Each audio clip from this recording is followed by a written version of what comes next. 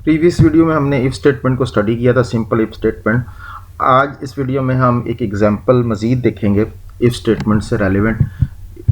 तो हमारे पास जो स्टेटमेंट है, प्रॉब्लम,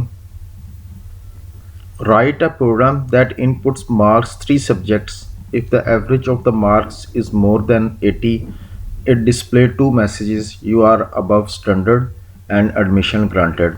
सो बेसिकली ये एक कंडीशन हमें स्पेसिफाई की हुई है इस प्रॉब्लम के अंदर कि अगर मार्क्स जो हैं सब्जेक्ट्स के एवरेज मार्क्स अगर वो 80 से ऊपर हैं तो तब 2 मैसेजेस जो हैं वो डिस्प्ले होने चाहिए। इट्स मीन कि जब कोई कंडीशन आपको दी जाए किसी प्रॉब्लम के अंदर या स्टेटमेंट के अंदर तो वहाँ पे ऑफ कोर्स आप इफ़ स्टेटमेंट को यूज़ करेंगे। और कौन सी इफ़ स्टेटमेंट यूज़ करेंगे that depends upon the problems और इशू कि उसमें आपको कंडीशंस कितनी दी गई हैं। अब तक तो हमने सिर्फ सिंपल इफ़ स्टेटमेंट यूज़ की है, स्टडी की है, और इफ़ स्टेटमेंट को ही हम सिंपल इफ़ स्टेटमेंट को यूज़ करेंगे और देखेंगे कि ये प्रोग्राम जो है वो कैसे एग्जीक्यूट करेगा और जो 2 मैसेजेस हैं वो कैसे डिस्प्ले होंगे। तो ये हमारे पास प्रोग्राम है जिसमें हम जब इसको कंपाइल करेंगे कंट्रोल F9 करके तो कंपाइलर जो है वो फर्स्ट लाइन एग्जीक्यूट करेगा। इट्स मीन कि 3 वेरिएबल्स मेमोरी के अंदर डिक्लेयर हो जाएंगे S1, S2 और S3 के नाम से। इसी तरह फिर नेक्स्ट लाइन जो है वो कंपाइलर एग्जीक्यूट करेगा और एक मज़ीद वेरिएबल जो है एवरेज के नाम से, AVG के नाम से जो है वो मेमोरी के अंदर डिक्लेयर होगा। स्क्रीन जो है उसके बाद स्क्रीन पे नेक्स्ट मैसेज जो है आउटपुट के तौर पर जो है वो डिस्प्ले हो रहा होगा, यूज़र को प्रॉम्प्ट करेगा इनपुट करें वैल्यूज़। इनपुट करने के लिए जो हमारे पास नेक्स्ट स्टेटमेंट कंपाइलर एग्जीक्यूट करेगा स्कैन एफ बेसिकली इनपुट करने के लिए यूज़ होता है। अब यूज़र जो भी वैल्यू इनपुट करेगा, लेट्स से कि यूज़र ने 85 इनपुट किया, ये 85 वैल्यू जो है मेमोरी के अंदर S1 वेरिएबल के अंदर स्टोर होगा। इसी तरह फिर कंपाइलर अगली लाइन एग्जीक्यूट करेगा, नेक्स्ट लाइन एग्जीक्यूट होगी और फिर अगेन मैसेज डिस्प्ले हो रहा होगा यूज़र को। और जब नेक्स्ट लाइन एग्जीक्यूट होगी स्कैन एफ, इट्स मीन के प्रॉम्प्ट करने के बाद यूज़र जो है वो वैल्यूज़ इनपुट करेगा क्योंकि स्कैन एफ फंक्शन जो है वो एग्जीक्यूट किया कंपाइलर ने। सपोज़ हमने अज्यूम किया यूज़र ने 90 वैल्यूज़ इनपुट की जो कि मेमोरी के अंदर S2 वेरिएबल के अंदर स्टोर होगी। उसके बाद कंपाइलर नेक्स्ट लाइन एग्जीक्यूट करेगा, अगेन मैसेज डिस्प्ले होगा यूज़र को। उसके बाद नेक्स्ट लाइन जो है वो एग्जीक्यूट होगी, that is also scan F, यानी कि कीबोर्ड से यूज़र इनपुट करेगा। अज्यूम करते हैं कि 86 वैल्यू जो है वो यूज़र ने इनपुट की और वो वैल्यू जो है S3 वेरिएबल के अंदर मेमोरी के अंदर स्टोर हो गई।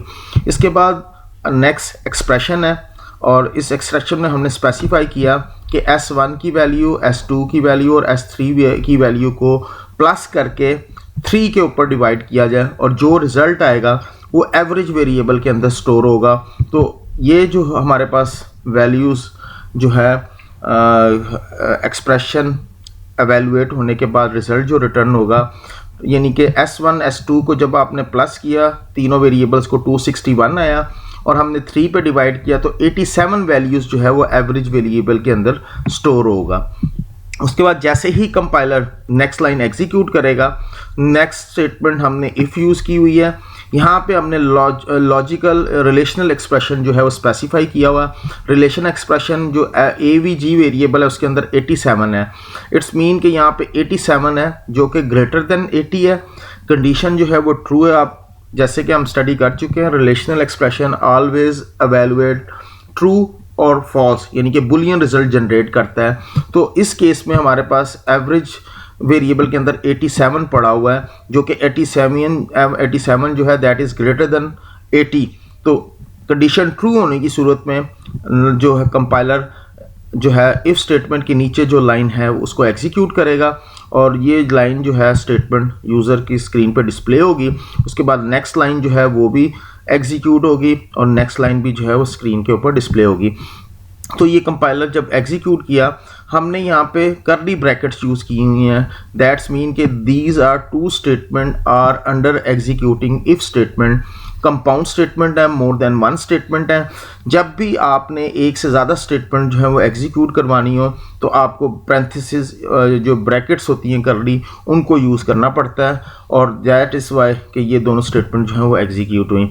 इन केस अगर हम ये अज्यूम करते हैं कि यहाँ पे हमारे पास जो था 87 नहीं था, इस एक्सप्रेशन को एवेलुएट करने के बाद यूज़र ने जो वैल्यूज़ इनपुट की थी, लेट्स से कि सपोज 60 जो है वो वैल्यू कैलकुलेट हुई थी एवरेज वेरिएबल के अंदर, यानी कि यूज़र ने जो तीनों वेरिएबल्स की वैल्यूज़ इनपुट की थी सब्जेक्ट्स के मार्क्स की, वो जमा करने के बाद हमारे पास 60 आया था।